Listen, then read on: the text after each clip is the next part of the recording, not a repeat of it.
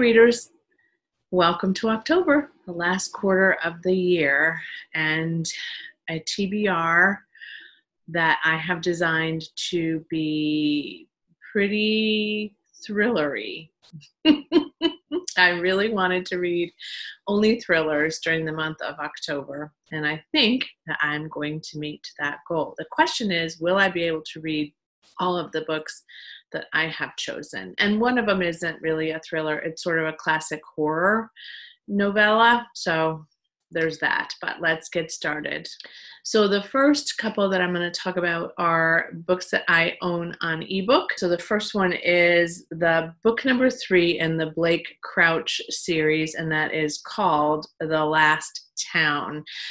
I'm buddy reading this series with Berna from Berna's Bookish Adventures, and so we are dedicated to finishing The Last Town in October. These are pretty short and they're very fast reads, and I do have access to listening to them on Scribd. If you're a Scribd subscriber, you can access, I think, all 3 of the Pines series. I am a fan of Blake Crouch. I'm not loving the Pines series as much as I loved Recursion and Dark Matter, but I do enjoy them. I'm not going to tell you what happened in book 2 or what the description of book 3's plot is, but essentially, just to recap, if you haven't seen my previous videos about this, the Pine series is about a detective named Ethan Burke who discovers this town because he's investigating the disappearance of his partner, who was also his lover for a time, and he finds Wayward Pines, which is the name of this perfect, idyllic little town, and he has no memory of who he is, and he has no memory of what happened to him, except that he remembers a crash, an accident, and the town is just a little odd. And so book 2 kind of ended with like a, oh my gosh, and I really struggled not to go straight on and into book 3. Berna and I finished about the same time, but we agreed, and so we're going to start book 3 in October, and I can't wait, and I'll probably listen to it. Then I have committed to finishing The Stand by Stephen King. I started this last October. I own it on ebook on my Kindle, and I really want to complete this book. So it is my goal to read The Stand in October. I'm going to check really quickly to see how far I got in it, because I don't remember. I was reading it last October. So there's that.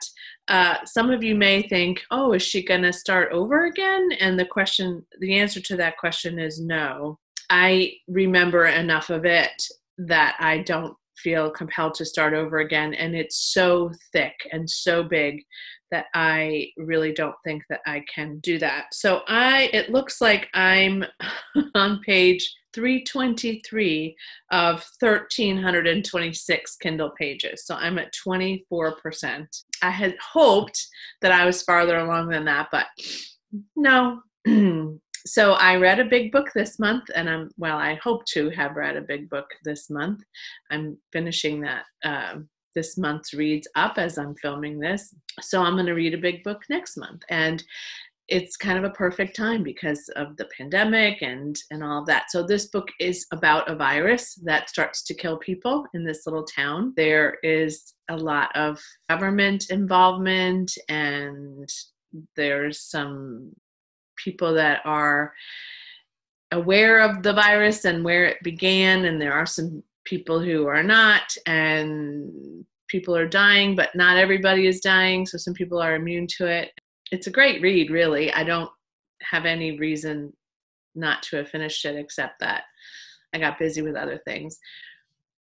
Also, Stephen King's The Stand is the 3rd book that he released, and I would like to read or reread his books in order. And so I don't know that I'm going to do that really, really fast in any particular accelerated framework, but it is kind of my intention. And I'd never read The Stand. I've read many of his books, but The Stand was never one that I read. So I'd like to kind of get back on that track and rereading them. So that's on my list. So those are the books that I don't have in physical form. Now, the next one on my list of books for October is the book that I asked you to choose for me to put on my TBR. So you were choosing between The Moonlit Earth by Christopher Rice, The House of Velvet and Glass by Catherine Howe, The Fifth Gospel by Ian Caldwell, and The House on the Strand by Daphne du Maurier. So you had 4 to choose from. The one that got the least amount of votes was The House of Velvet and Glass by Catherine Howe. I'm kind of not surprised by that. It was also the one that got the lowest rating on Goodreads. Then the Christopher Rice, Moonlit Earth, and The Fifth Gospel by Ian Caldwell were tied at 4 votes each. And the overwhelming winner was The House on the Strand by, here we go again, by Daphne du Maurier, which I'm really happy about. And I was happy to read any of them. Tried to pick this up a couple times and just haven't gotten to it. So this is the month to read The House on the Strand. So that is going on my October TBR. It is not terribly long, 308 pages. I can probably listen to this too. Probably wouldn't be hard to find it on audio. I don't know though. Sometimes the classics are a little harder, but that's the one. So thanks for your votes. Thanks for considering this challenge to pick my read. I might do this again in December because it was fun. It was fun to see all your votes and to have somebody else decide when I couldn't. The House on the Strand is about a man who actually is given permission to live in his friend's house for a time in exchange for his agreement to try an experimental drug that his friend has created. And the drug allows him to kind of time travel a little bit. So that is an interesting plot to me, and I can't wait to dive in.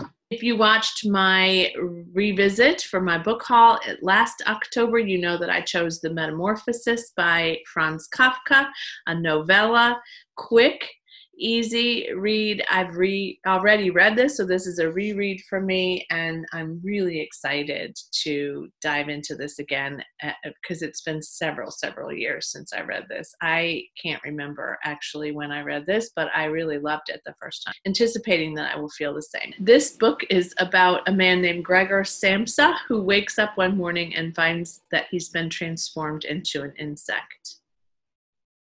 Yeah, creepy, weird, fascinating Kafka. Maybe I'll just escape back to Prague through a book. And since I acquired it last year in Prague, it'll give me the Prague vibes because I'm feeling like, oh my gosh, I loved Prague. I miss traveling. I don't know if you all do too, but oh my gosh, I miss traveling. We travel so much as a family and as a couple, and it's just been really hard not to go anywhere fun. And then finally, I cannot wait any longer. I need to read One by One by Ruth Ware this month. I'm really excited about this. So Ruth Ware's One by One is, I think, sort of a retelling, if you will, or a nod to And Then There Were None by Agatha Christie. I have loved all of Ruth Ware's books. I am maybe the minority in some cases. There's not one I haven't really loved. That's just me, and everybody has their right to love or hate her. I get where some people don't like her, but I do. So this one is a modern sort of restructuring of And Then There Were None. And it's about a group of people who work at a London-based tech startup who organize a corporate retreat in the French Alps in a chalet, and they have this very extensive retreat planned with lots of stuff happening. I don't really want to know a whole lot about it, but I know that it gets really, really cold and they're stuck, and I can't wait. The plot of it reminds me a little bit of a Sherry Lapina that I really enjoyed, An Unwanted Guest. So I'm hoping that it's not exactly like that, but that was different in its premise too, but it was just about a bunch of people who were stranded in a bed and breakfast for a few days because of weather. So that's probably where the similarity stops, but I can't wait to devour. So I'm going to listen to a couple, read a couple physically, read one via ebook. I do read really quickly on ebook. So the stand, I have the stand and the strand. The stand hopefully will go fast. And I am going to see if I can listen to that anywhere, but it's harder to find Stephen King novels on Scribd. I could purchase it on Libro, but the question is, do I want to purchase it on audio when I already own it on Kindle? And probably the answer to that is no. I don't know that I want to use one of my precious Libro credits for that. So I'm going to see if there's a way for me to listen to it. But if not, I'm just going to dedicate a really significant week of my life to finishing The Stand. Meanwhile, I'm going to enjoy October. I'm going to pray for cooler weather and temperatures because I love a crisp, cool fall. Don't always get one where I live. I'm going to decorate the house, going to enjoy all the fall things that I love, all the pumpkin bread and the fall candles and the windows open, hopefully, and the coffee cups that I love and the blankets that we cuddle up in when the weather is cool and crisp. All right, thanks for joining me. Let me know what you're reading in October. Let me know if you've read any of these books. Let me know in the comments below just what's going on in your lives. And as always, happy reading. Bye.